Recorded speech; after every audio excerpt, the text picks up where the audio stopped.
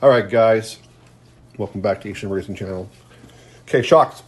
So I've determined that I'm going to lower the front shocks internally by 4 millimeters. I think that should be good. I could be wrong, but it could be good. So what I use is I used to use this nylon washer kit. It's just, I measured it, they're 1 millimeter. So it's going to lower it by 4 millimeters. Where'd it go? There it is. So here's what it looks like. I don't know if you guys can see that. So this is actually the wrong inside diameter, but I don't have any more of the proper ones. So in other words, when I put it on the shock inside, it's not perfectly going to fit, but it will work because it'll stop the plunger from going down all the way. So I've removed the shocks. I've taken them apart. I recommend shock tool, guys. It's really good. You can you can clamp this. You can get the end off. It's really good. Also, I've got an aluminum wrench that I would use to hold the notches on the aluminum housing. So I don't scratch the thing when I'm trying to take the stuff out of it. So I've got the fluid out of this. I've dumped it into my jar. I'm going to pop this off. This will come right out. Be careful, you guys, in case there's a washer or a nylon something on there, but these are good. So I'm just going to go like this. I'm just going to be stacking 4 of those and reassembling it, and then put it back on the car and see if I've achieved what I want. If I haven't, maybe I've got too much. Either way, you have to make adjustments. But you definitely want to have the nose down. This is the best way.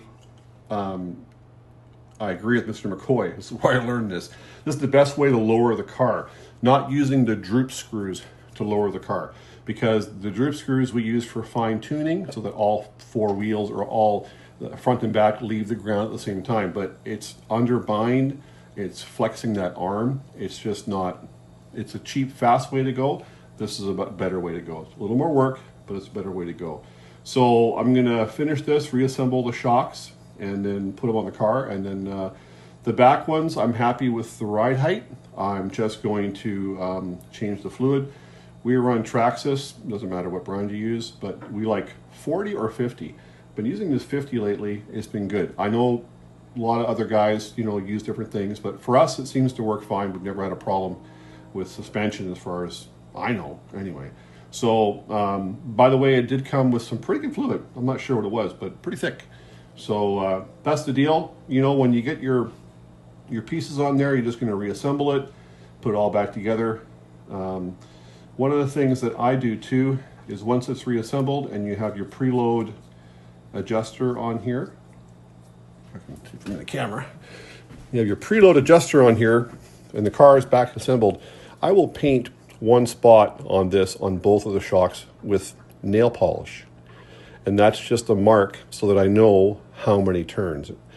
Obviously you want even turns left and right, so if I preload this 1, 2, or 5 turns, then I know that that's the same amount of turns. So it's a little tip there that'll help you make sure that everything's even for preload. When it's reassembled the car with the shocks and everything, I will do a rough preload setup, what we run for the shocks, just kind of showing what we do, and that's about it. So little tip for you there. All right, guys, thanks for watching. The AK917 build continues.